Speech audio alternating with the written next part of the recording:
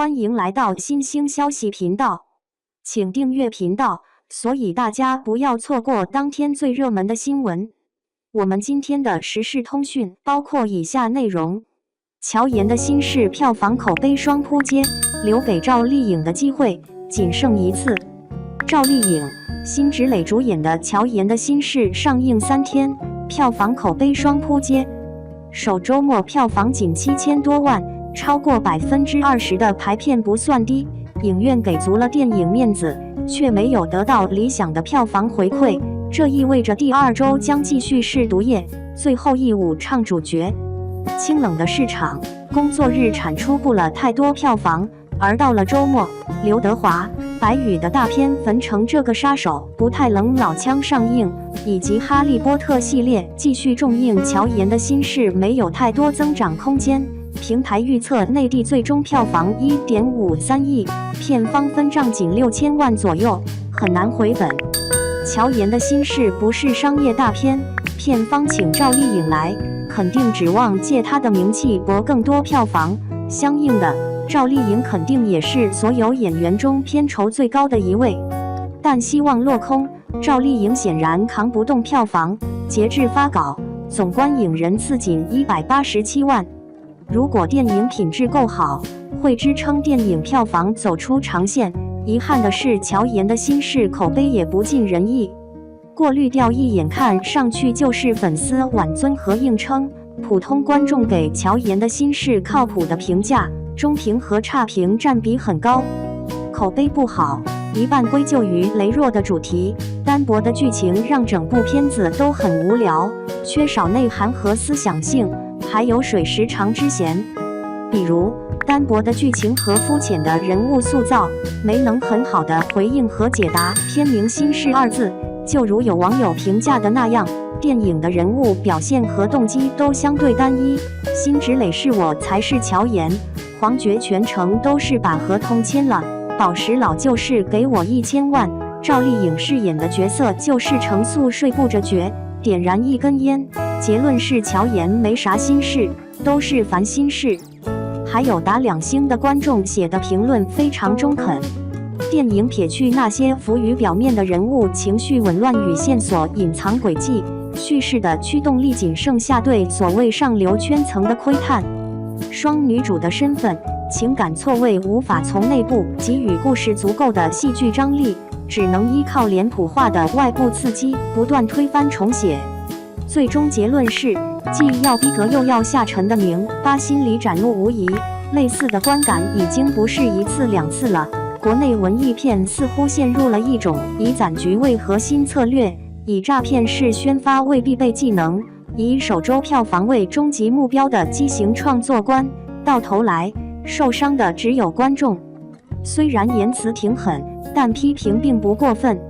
乔妍的心事上映前高举女性主义大旗，预告片凸显姐妹2人相爱相杀，但看过全片则会发现，精彩刺激的部分其实就是预告片里那些。电影片名字幕在70多分钟才亮出，接着就开始用回忆解释了妹妹为何会用了姐姐的名字，这是所有故事的缘起和核心，但实在太单薄了，整部电影毫无嚼头。同时，单薄的剧情其实不足以撑起112分钟的片长，于是导演把戏中戏加进来，其实和主线故事关系不大，拿掉毫无影响，放进来既可以水时长，也可以满足观众对上流圈层的窥探欲。编剧和导演的角色塑造和人物关系铺陈都相当失败，所有角色的人物动机都很奇怪，桥段和细节的逻辑性也有问题。一家即将上市的大公司，黄觉饰演的沈浩明何必和乔妍死磕？明星饰演明星，赵丽颖应该很清楚这一路走过来有多不容易。那么当电影里的乔妍不断和经纪人对着干，泼资方老板红酒，就没觉得人物动机有问题吗？董宝石饰演的余亮，非法途径入境的人，怎么会如此肆无忌惮？至于姐姐，我很不理解她靠妹妹过上这么好的生活，有什么理由还要站在她对立面，有那么多的心思和算计？毕竟当初选择是自己做的决定，路也是自己走的。电影前半段的悬疑尚可，后半段几乎持续垮塌，逻辑性不好，导致剧情很难让人入戏。拿不到出生证的婴儿，没有合法身份的父亲，是怎么将孩子过继给沈浩明的？中国台湾来的导演显然不了解国内的领养政策，不用说婴儿父母健在，就算那边没问题，沈浩明也不具备领养条件。姐妹俩和余亮冲突爆发，是在房间里那场戏，一个没有身份、鬼鬼祟祟的人，怎么敢大张旗鼓地进来洗劫房间，还拿电锯破坏保险柜？还有乔妍和沈浩明的对决，导演真的是厌男到极点。一个即将成为上市公司老板、野心爆棚的男人，怎么可能一点自控力没有？在这种场合下要强暴自己的艺人，血流满地的他说没死都让人觉得奇怪。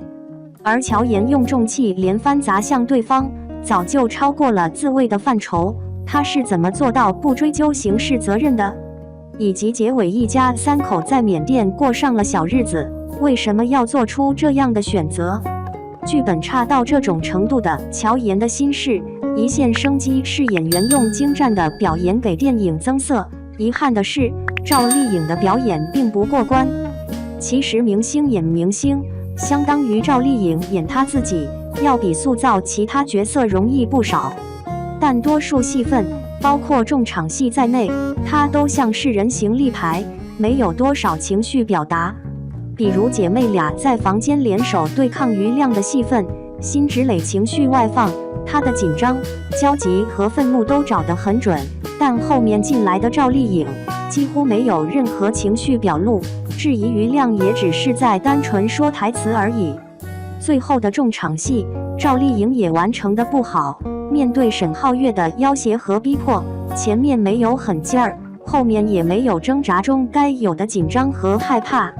这样扛不起演技，也扛不动票房，留给赵丽颖的机会已经不多了。在电视剧领域横着走的赵丽颖，在电影领域可不是这么回事儿。要知道影视寒冬持续，资方花重金找赵丽颖这个层次的女星，显然是指望她能带来票房收益。但《浴火之路》票房不佳，乔妍的心事票房口碑双扑。接下来赵丽颖还有一部合作冯小刚的《向阳花》，这很可能是留给赵丽颖的最后一次机会。如果票房和口碑还是不理想，恐怕她以后就会像酱园弄澎湖海战里那样，用边角料一样的配角给电影添枝加叶了。最后想说，粉丝们总会说自家偶像会选剧本云云，其实行业远没有他们想的那么美好。这个圈子从来都是缺钱，而不是缺演员。一部电影没钱肯定拍不成，但少了哪个演员都能拍出来。在资方面前，演员其实是弱势的一方，他们像嗷嗷待哺的小鸟，等着资方递过来剧本，然后再决定演还是不演。如果我是赵丽颖，假设手头有6、7个优质项目，足够我演个2、3年，乔妍的心事我一定不会接。